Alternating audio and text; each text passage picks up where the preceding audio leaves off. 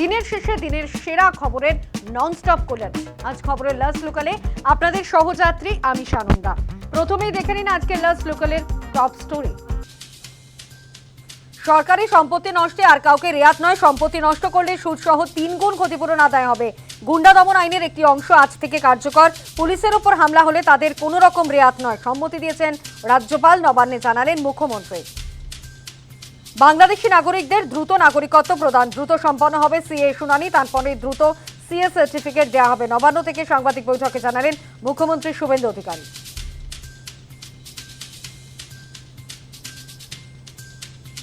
অন্নপূর্ণা যোজনা না পেয়ে জেলায় জেলায় বিক্ষোভ, ভোটের আগে টাকা পেতে যোগ্যতার কথা বলেনি ফেসবুকে সরব মমতা বন্দ্যোপাধ্যায়। যোগ্যরা সবাই অন্নপূর্ণা যোজনার টাকা পাবে, ধর্ম দেখে টাকা দিতেন মমতা বন্দ্যোপাধ্যায়। সাংবাদিক বৈঠকে বললেন মুখ্যমন্ত্রী। ফেসবুকেই থাকুন আপনি, বিকালবেলা আপনাকে রাস্তায় বেরোতে হবে না। রাস্তায় আপনি যাতে না বেরোতে পারেন তার ব্যবস্থাও আমি করব। আপনি বারুইপুর নিয়ে খেলতে গেছিলেন, গোল খেয়ে বাড়ি এসেছেন। বারুইপুরে বিজেপি কর্মীকে কুপিয়ে খুন, টাঙ্গারবেরিয়ায় রক্তাক্ত বিজেপি কর্মী বাপি প্রামাণিককে উদ্ধার, হাসপাতালে মৃত ঘোষণা। তৃণমূল আশ্রিত দুষ্কৃতীদের বিরুদ্ধে অভিযোগ, পুজো কমিটির মিটিংকে কেন্দ্র করে অশান্তির জেরে খুন, প্রাথমিক তদন্তে অনুমান পুলিশের।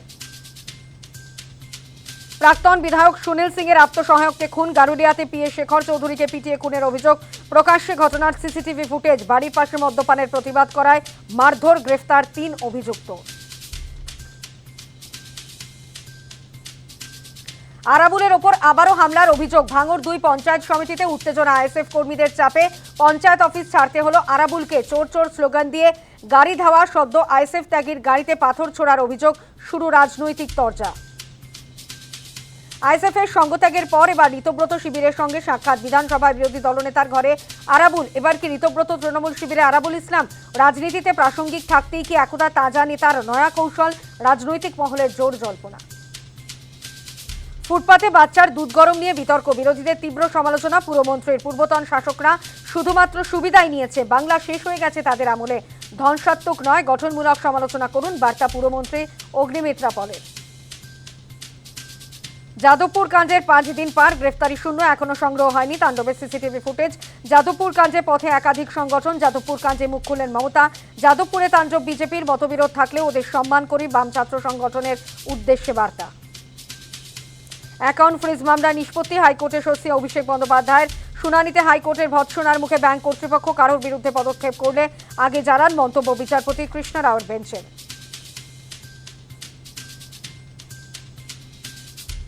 এসএসকেএম হাসপাতালে গাছ ভেঙে পড়ে মৃত্যু রোগীর আত্মীয়ের। মৃত রাহিদা বিবি বীরভূমের নলহাটির বাসিন্দা।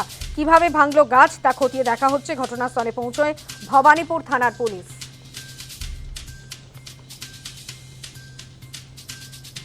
ফের শহরের স্কুলের পড়ুয়াকে সাপের কামড়, মিত্র ইনস্টিটিউশনে প্রথম শ্রেণীর ছাত্রকে সাপের কামড়, টিফিনের সময় সাপে কামড়ানোর অভিযোগ।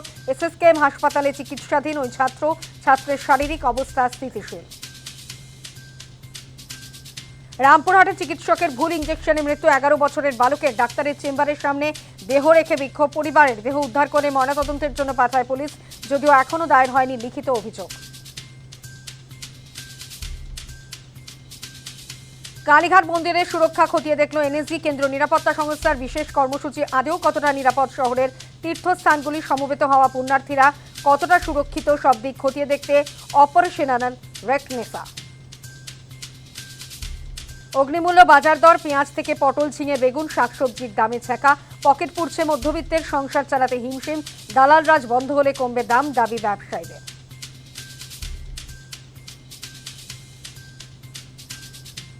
মহারাষ্ট্রের অমরাবতী হাসপাতালে ভয়াবহ অগ্নিকাণ্ড, ভোররাতে হাসপাতালে এনআইসিইউ, এসএনসিইউ বিভাগে আচমকাই আগুন, আগুনে মৃত্যু 3 নবজাতকের।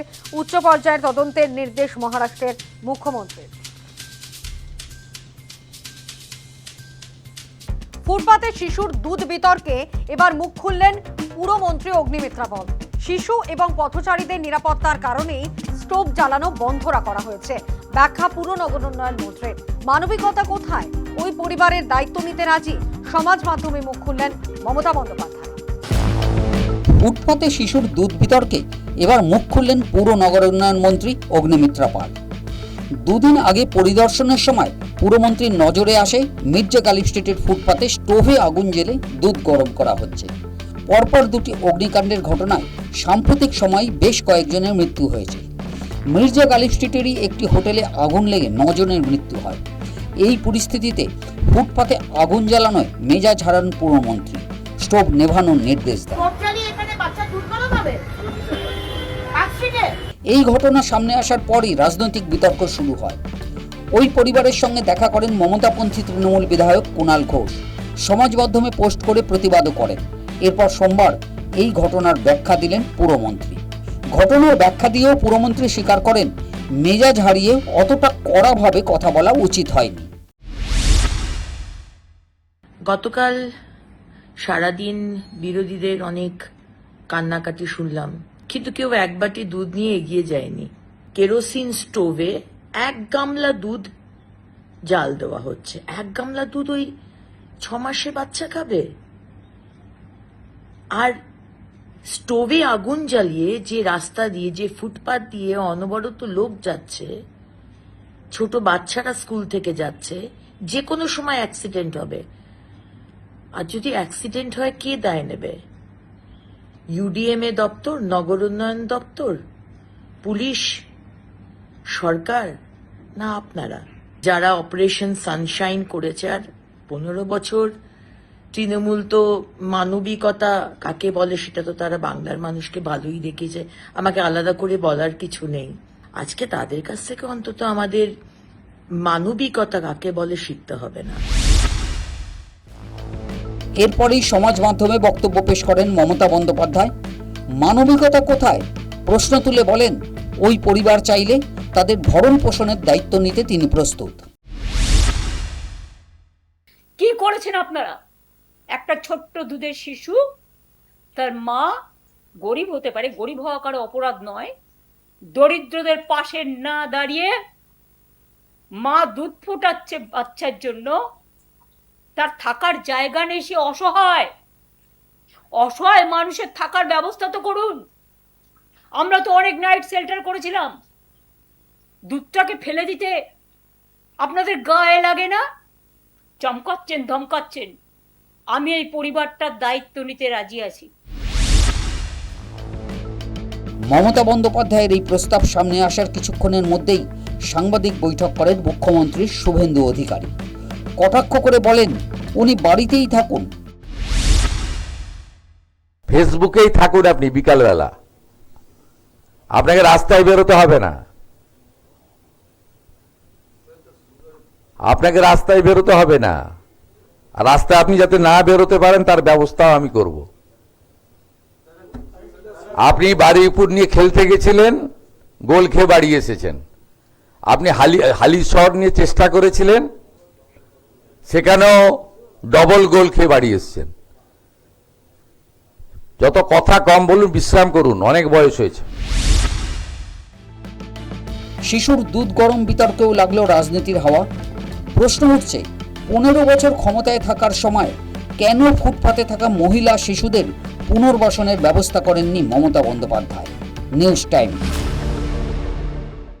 যাদবপুর কাণ্ডে প্রতিবাদ চলছে, পথে বাম ছাত্র সংগঠনগুলো, পাল্টা পথে গেরুয়া শিবিরও।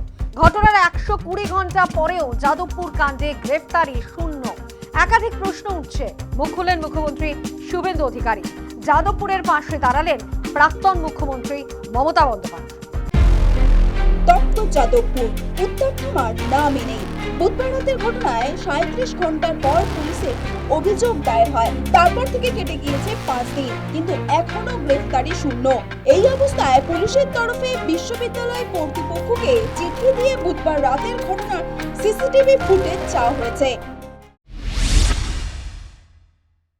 এফআইআরটা লঞ্চ করতে দেরি হয়েছে। বৃহস্পতিবার করা উচিত ছিল, বৃহস্পতিবার করা হয়নি, তার বদলে শুক্রবার করা হয়েছে। এবার তারপর শনি রবি, আজকে সোম। এবার অ্যাকশনের ব্যাপারটা তো গোটাটাই পুলিশের পক্ষ থেকে। পুলিশ আমাদের কাছে ইয়েও পাঠিয়েছে, একটা চিঠি পাঠিয়েছে যে আমাদের তরফ থেকে যেসব সাহায্যগুলো করার, সেই সাহায্যগুলো আমরা করব। মানে সাহায্য মানে হচ্ছে সমস্ত এভিডেন্স, তারপর হচ্ছে ক্যামেরা ফুটেজ, তো সেগুলো আমরা দেব। সমস্ত হচ্ছে পুলিশকে আমরা জাস্ট হচ্ছে প্রোভাইড করব। এই আবহে সোমবার বিশ্ববিদ্যালয়ের হোস্টেলের আবাসিক ও স্টেক হোল্ডারদের সঙ্গে জোড়া বৈঠক করেন উপাচার্য চিরঞ্জীব ভট্টাচার্য। বুঝিয়ে দিয়েছেন যাদবপুরের পঠন পাঠনে সর্বাধিক গুরুত্ব বিশ্ববিদ্যালয় কর্তৃপক্ষের কাছে। এগুলো দেখা যাক। আমি সবসময় চাইছি কনস্ট্রাকটিভ আলোচনা হোক, একাডেমিক বিষয়টা যেন প্রাধান্য পায়। কারণ যাদবপুর ইউনিভার্সিটি কিন্তু আমাদের মূল যেটা হচ্ছে বেসিক্যালি যেটা হচ্ছে আমাদের মানে ভিত্তি, সেটা কিন্তু একাডেমিক। সোমবারে যাদবপুর বিশ্ববিদ্যালয়ের অভ্যন্তরে গত বুধবারের তাণ্ডব নিয়ে মুখ খুলেছেন প্রাক্তন মুখ্যমন্ত্রী মমতা বন্দ্যোপাধ্যায়।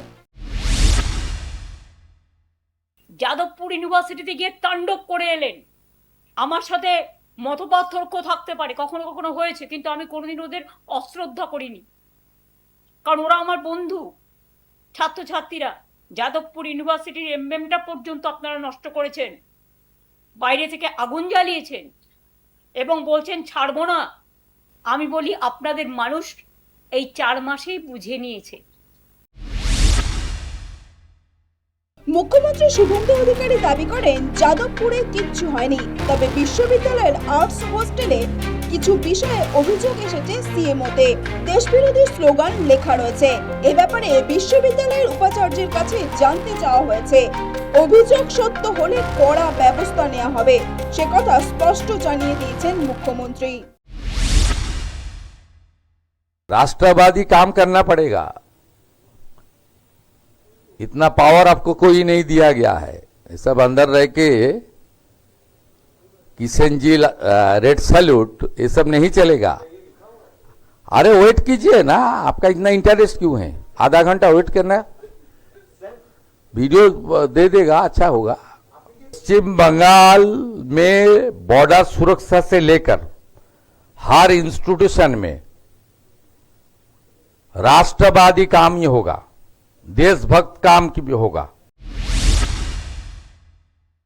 সোমবার পাল্টা পথে নেমেছে গেরুয়া শিবিরও। বিশ্ববিদ্যালয় পর্যন্ত মিছিল করেছে। অশান্তির আশঙ্কায় যাদবপুর বিশ্ববিদ্যালয়ের বাইরে বিশাল পুলিশ বাহিনী মোতায়েন করা হয়েছিল। বন্ধ করে দেওয়া হয়েছিল বিশ্ববিদ্যালয়ের 4 নম্বর গেট। News time. শহর কলকাতার বুকে এক নামী স্কুলে এক ছাত্রকে সাপে কামড়ানোর ঘটনা। প্রথম শ্রেণীর ওই ছাত্রকে এসএসকেএম হাসপাতালে ভর্তি করা হয়েছে। ভবানীপুরের মিত্র ইনস্টিটিউশনের ঘটনা। সাপের খোঁজে স্কুলে চলছে তল্লাশি। খোদ কলকাতার বুকে এক স্কুলের এক ছাত্রকে সাপে কামড়ালো। ঘটনায় চাঞ্চল্য তৈরি হয়েছে। মিত্র ইনস্টিটিউশনের ভবানীপুর শাখায় সকালের বিভাগের ক্লাস চলছিল। টিফিনে প্রথম শ্রেণীর ওই ছাত্র নিচের তলার একটি ক্লাস হলে খেলছিল বলে জানা গেছে। ওই ঘরে সকালে ক্লাস হয় না। এরপরেই শিশুর চিৎকারে অন্যেরা ছুটে আসে। দ্রুত তাকে এসএসকেএম হাসপাতালে নিয়ে যাওয়া হয়। এরপর ওই শিশুকে হাসপাতালে ভর্তি করে নেওয়া হয়। শিশুটি সুস্থ আছে বলেই জানা গেছে।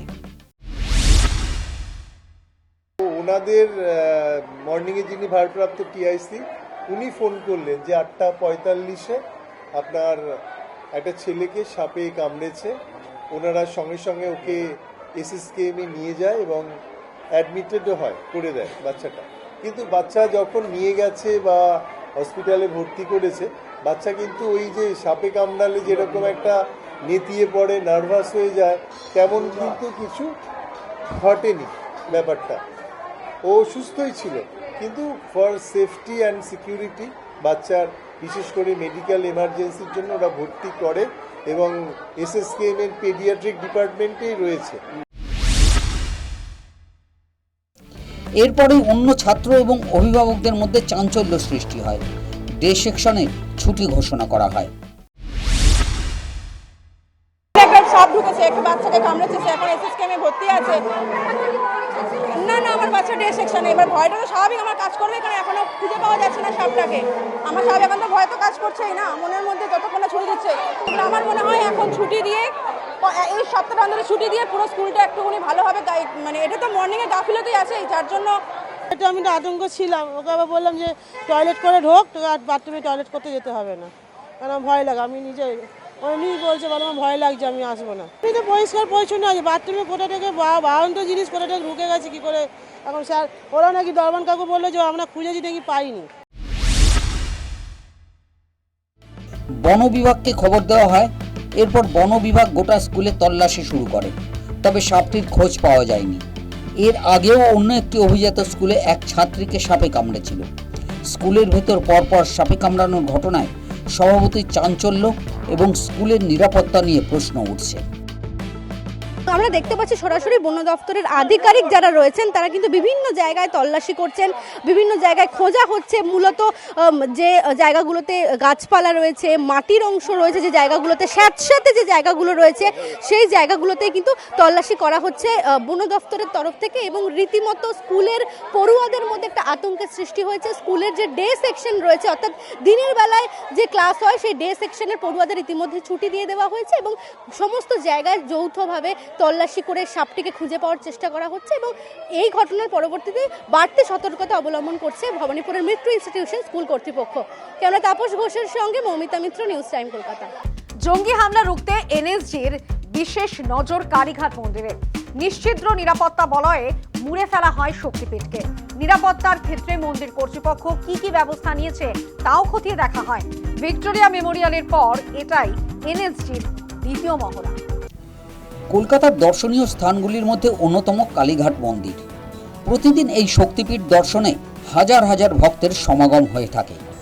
চলতি আগস্ট মাসে রাজ্যের একাধিক স্থান থেকে জঙ্গি সন্দেহে একাধিক ব্যক্তিকে গ্রেপ্তার করা হয়েছে। সম্ভাব্য হামলা রুখতে এবার কালীঘাট মন্দির চত্বরে নিরাপত্তার বেষ্টনী আঁটোসাঁটো করতে তৎপর প্রশাসন।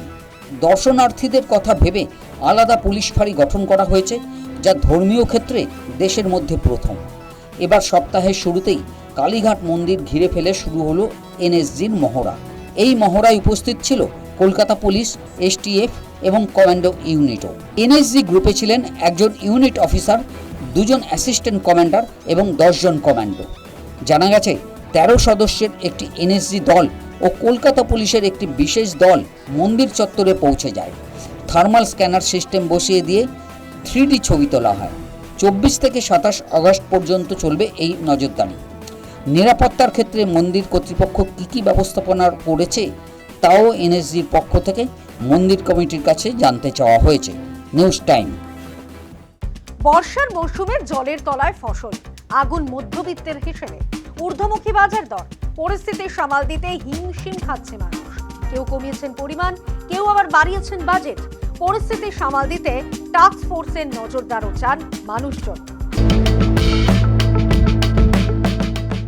বৃষ্টির জন্য জলের তলায় বিঘার পর বিঘা জমি, নষ্ট ফসল, শাকসবজি, যার জেরে অগ্নিমূল্য বাজার দর।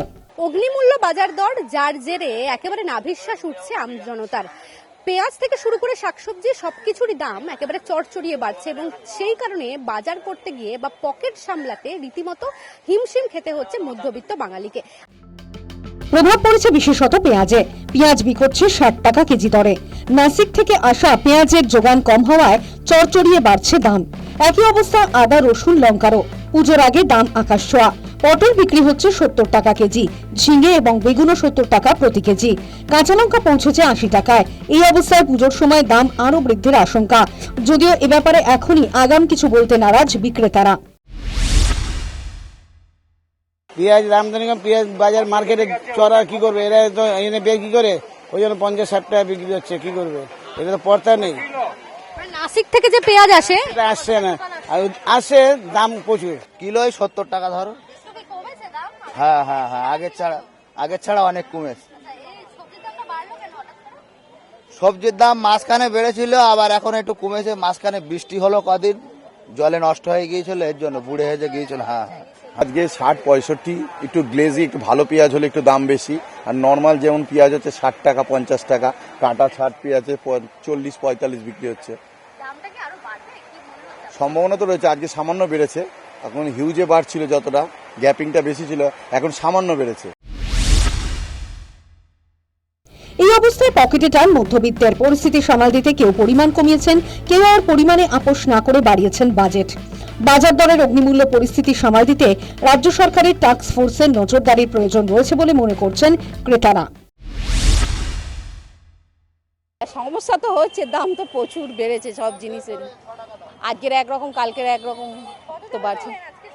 আজকে তাও একটু মোটামুটি কমেই পেয়েছি রোজের থেকে। হ্যাঁ, পেঁয়াজের দাম তো বেড়েছে, আলুর দামটা ঠিক আছে মোটামুটি, আর আদা রসুনের দাম তো জানেনই কতই বেড়েছে। কাঁচা লঙ্কার দামটা মোটামুটি ঠিকই রয়েছে। হ্যাঁ ঠিক আছে, সবজিও আগের তুলনায় অনেকটাই কমেছে। আগে যেমন 70 টাকা 60 টাকা করে হচ্ছিল, এখন তাও 40-50-এ পাচ্ছি। হ্যাঁ, পরিমাণে তো একটু কম নিতে, দাম যখন বাড়ছে একটু পরিমাণে কম নিতে হচ্ছে। হ্যাঁ, এক একটা বাজারে এক রকম দাম নিয়ে হচ্ছে। আর কি করবো, আবেদন দামটা জানি একটু কমে তাহলেই হবে। চালের দাম তো পড়তে হচ্ছে, যা আপনার হচ্ছে বাজেট নিয়ে বেরোতাম তার থেকে অন্তত 40% 50% বাড়াতে হচ্ছে, তো সেই অনুযায়ী চলছে। আর কি করা যাবে এখন, এবার কবে কমতে পারে কি করতে পারে সেটা তো আপনাদের কাছে ভালো খবর থাকবে, যদি কিছু আগে থেকে পূর্বাভাস দেন ভালো হয়। সেই জন্যই সমস্যা কি, দাম তো বাড়বে, 20-25 দিনে দাম বাড়বে, এটা তো বাস্তব কথা। একটু খরচা তো হচ্ছেই, সেইভাবে বুঝে চলতে হবে সবাইকে। কি করা যাবে, বর্ষা হচ্ছে, চারিদিকে ডুবে গেছে, জলের ফল খেতে কিছুই তো নেই, দাম বাড়বে, এটা মেনে নিতে হবে। সবজির কোন দাম বেশি, সবই এক, মানে সমানের তলার ভাই চলছে আর কি। কতদিনে নিয়ন্ত্রণে আসবে বাজার দর? পুজোর আগেই কি মধ্যবিত্তের নাগালে আসবে দর? ন্যূনতম একটা পুঁজি নিয়ে বাজার করতে আসেন, সেই বাজেটের মধ্যে সমস্ত বাজার সামান্য পরিমাণে তারা কিনছেন এবং একেবারে কাটছাট করে ন্যূনতম পরিমাণে বাজার কিনে তাদেরকে কিন্তু বাড়ি ফিরতে হচ্ছে, যার জেরে সমস্যায় প্রত্যেকেই এই মুহূর্তে। ক্যামেরা তাপস ঘোষের সঙ্গে মৌমিতা মিত্র, নিউজ টাইম কলকাতা। দেশের মডেল পূর্ব বর্ধমানের সরকারি স্কুল। জাতীয় শিক্ষকের সম্মান পাচ্ছেন শ্রীরামকৃষ্ণ সারদা বিদ্যাপীঠের প্রধান শিক্ষক পলাশ চৌধুরী। জাতীয় পুরস্কারে প্রধান শিক্ষক সম্মানিত হওয়ায় খুশি স্কুলের শিক্ষক শিক্ষিকা পড়ুয়া। বিয়ন্ড দ্য ক্লাসরুম, আর সেই লক্ষ্যে এগিয়েছে পূর্ব বর্ধমানের সরকারি স্কুল শ্রীরামকৃষ্ণ সারদা বিদ্যাপীঠ। সফলতাও মিলেছে, আর তাই জাতীয় শিক্ষকের পুরস্কার পেতে চলেছেন পূর্ব বর্ধমানের এই স্কুলের প্রধান শিক্ষক পলাশ চৌধুরী। বর্ধমানের শ্যামশায়ারের শ্রী রামকৃষ্ণ সারদা বিদ্যাপীঠ প্রাথমিক বিদ্যালয়, এই বিদ্যালয়েরই প্রধান শিক্ষক পলাশ চৌধুরী। তিনি যেভাবে এই সরকারি স্কুলকে একেবারে আধুনিকভাবে সাজিয়ে তুলেছেন, যার স্বীকৃতি হিসাবে তিনি জাতীয় শিক্ষকের সম্মান পেতে চলেছেন। এমন সম্মান পাওয়ার খবর আসতেই খুশি প্রধান শিক্ষক। খুব ভালো অনুভূতি। আমি একা নই, আমার স্কুলের সবাই মিলে আমরা ধারাবাহিকভাবে কাজ করে চলেছিলাম। সরকারি বিদ্যালয় আমার কাছে মেন প্রায়োরিটি। গভর্নমেন্ট যেটুকু পরিকাঠামো দিচ্ছে, আমি ভেবেছি যে না, আমাদেরও কিছু করা উচিত। সেই তাগিদে আমরা একটুখানি অন্যরকম ভেবেছি। পুরস্কার পেয়ে খুব ভালো লাগছে, কারণ পূর্ব বর্ধমান প্রায় 8 বছর এই পুরস্কার পাইনি। এখানে অনেক গুণী শিক্ষক আছে, আমিও তার মধ্যে একজন ছিলাম, তো আমি পেলাম, ভালো লাগছে। ভবিষ্যতে আরও আশা করি অনেকে পাবে। পূর্ব বর্ধমানের এই সরকারি স্কুল টেক্কা দিতে পারে যে কোনো বেসরকারি স্কুলকে। স্কুল পুরোপুরি পেপারলেস, রয়েছে AR VR প্রযুক্তি। সঙ্গে স্কুল পড়ুয়াদের পড়াশোনার জন্য অভিভাবকদের AI প্রযুক্তিরও শিক্ষাও দিয়েছে। লক্ষ্য যেহেতু বিয়ন্ড দ্য ক্লাসরুম, তাই স্কুল খোলা থাকে রবিবারেও। রয়েছে ক্রিয়েটিভ রাইটিং এর ব্যবস্থাও, সঙ্গে পড়ুয়া শিক্ষকদের জন্য ডিজিটাল অ্যাটেন্ডেন্স। এছাড়াও সকালের পড়ুয়াদের জন্য স্কুল নিজ উদ্যোগে চালু করেছে প্রাতরাশের ব্যবস্থা। এজন্য সাহায্য করেন লাবণ্য রায় নামে স্কুলের এক শিক্ষিকা এবং প্রধান শিক্ষকের এক বন্ধু। এছাড়াও প্রত্যেক শনিবার স্কুল হয়ে যায় ব্যাগ ফ্রি। পড়ুয়াদের জন্য ফুটবল খেলার ব্যবস্থা, দাবা খেলার ব্যবস্থা। আমাদের শনিবার হচ্ছে ব্যাগ ফ্রি ডে। সেই ব্যাগ ফ্রি ডেতে আমাদের বিভিন্ন রকম অ্যাক্টিভিটি করে। ফুটবল টিম আছে, ফুটবল না কেউ ব্যাগ আনে না, সেখানে কো কারিকুলাম অ্যাক্টিভিটি হয়, আনন্দ পরিসর হয়, ফুটবল মাঠে একটা টিম যায়, দাবা খেলার টিম আছে, পাপেট তৈরি করার আছে, পুরো সেপারেট। স্কুলের জন্য এত কিছু স্বীকৃতি স্বরূপ জাতীয় পুরস্কার। প্রধান শিক্ষকের সম্মানে খুশি স্কুলের শিক্ষক শিক্ষিকা ও পড়ুয়ারা। এই অনুভূতিটা ভাষায় প্রকাশ করার মতন নয়, যে কতটা গর্বের আর কতটা আনন্দের মুখে বলে প্রকাশ করতে পারবো না। তাদের কাছ থেকে শিখেছি কিভাবে স্কুলকে ভালোবাসতে আর বাচ্চাদের ভালোভাবে এগিয়ে নিয়ে যাওয়ার জন্য কি করতে হয়। স্যারের এই নিরলস প্রচেষ্টার ফল আজকে এটা স্যারের পাওয়ারই ছিল। খুবই ভালো লাগছে। স্যার আমাদের জন্য খুব ভালো কাজ করেছিল, এবং স্যার আমাদেরকে সবাইকে বোঝাতে চায় যে বেসরকারি স্কুল হলেও সবাই ওপরে যেতে পারে না, সরকারি স্কুল থেকেও মানুষ পড়ে ওপরে যেতে পারে। এবং স্যার রাষ্ট্রপতি পুরস্কার পাচ্ছে, আমাদের খুবই ভালো লাগছে এবং স্যারকে নিয়ে আমরা খুব গর্ব করি এবং স্যার পাচ্ছে বলে আমরা গর্বিত। আমাদের খুব ভালো লাগছে, আমাদের হেড স্যার রাষ্ট্রপতি পুরস্কার পাচ্ছে। আমাদের স্কুলে নানা রকম অনুষ্ঠান হয়, বড় বড় আমাদের স্কুলটা সাজানো হয়। আমরা প্রচন্ড খুশি যে আমাদের হেড স্যার রাষ্ট্রপতি পুরস্কার পাচ্ছে। এতে আমরা খুব আনন্দিত এবং আমরা স্যারকে নিয়ে খুব গর্ব করি যে আমাদের স্যার এত বড়। অন্যান্য সরকারি স্কুলে এসব কিছুই হয় না, আমাদের স্কুলে যেগুলো হয় ব্রেকফাস্ট, মিড ডে মিল, এগুলো অন্য স্কুলে দেওয়া হয় না। এতে আমরা খুব আনন্দিত যে আমরা এমন একটা হ্যাঁ প্রজেক্টর দিয়ে ক্লাস হয়। খুব সুন্দর, খুব ভালো লাগে, আনন্দ হয়, মজা করি, অনেক কিছু শিখতেও পারি। একেবারে বলা যেতে পারে দেশের নজির এই সরকারি স্কুল, যে স্বীকৃতি হিসাবে পেতে চলেছেন পলাশ চৌধুরী জাতীয় শিক্ষকের সম্মান। গর্বিত স্কুলের শিক্ষক শিক্ষিকা থেকে শুরু করে পড়ুয়া সকলেই। বর্ধমান থেকে বিধানচন্দ্র, নিউজ টাইম। এবার সময় লাস্ট লোকালের সফর শেষ করার। দিনের শেষে সেরা খবরের কোলাজ নিয়ে নিউজ টাইম ডিজিটাল হাজির হবে ঠিক রাত 11:30টায়। খবরের সঙ্গে থাকতে সাবস্ক্রাইব করুন নিউজ টাইম ডিজিটাল। নোটিফিকেশন পেতে ক্লিক করুন বেল আইকনে। আজকের মতো শুভরাত্রি।